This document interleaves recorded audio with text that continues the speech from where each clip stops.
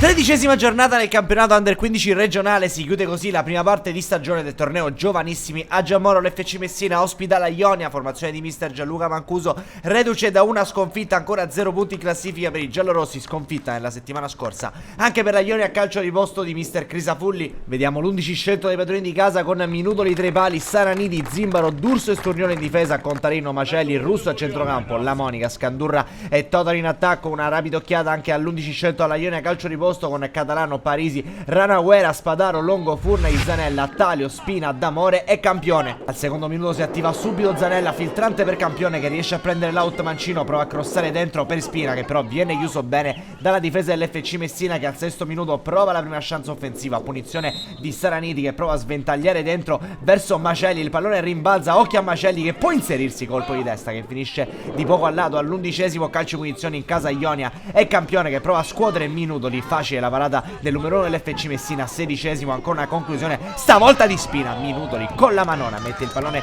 in calcio d'angolo. Al 18esimo arriva il vantaggio ospite, conclusione di Campione in uscita di Minutoli, facile per Spina a trovare il gol del vantaggio. 0-1 allora per la Ionia calcio di posto di mister Crisafulli che sblocca il risultato a Giammoro al minuto 22. Occhio ancora una volta ai calci di punizione in casa FC Messina, stavolta è Zimbaro che mette dentro la sfera, prova l'acrobazia Macelli che non riesce a impattare il pallone e favorisce la parata del portiere avversario. Duplice fischia a Giammoro, amici della Wii Sport, decide il gol di Spina in casa Ionia a calcio di posto che vince 1-0 contro l'FC Messina. Tra le mura amiche di Giammoro di mister Mancuso che effettua il primo cambio al 40esimo, dentro Signorino per Totaro al minuto 42, però occasione per la Ionia. Qui è Puglisi che prova a fare tutto da solo dopo lo scarico del compagno, va col destro, nessun problema per Minutoli che pare in presa bassa. 47esimo entra De Luna per Contarino, 52esimo ancora una chance per i bianconeri qui con Signorello che riesce a trovare il pallone per vie centrali, tira dai 20 metri. Minutoli bravo a fare sulla sfera, dentro Sorrenti per Russo al minuto 56.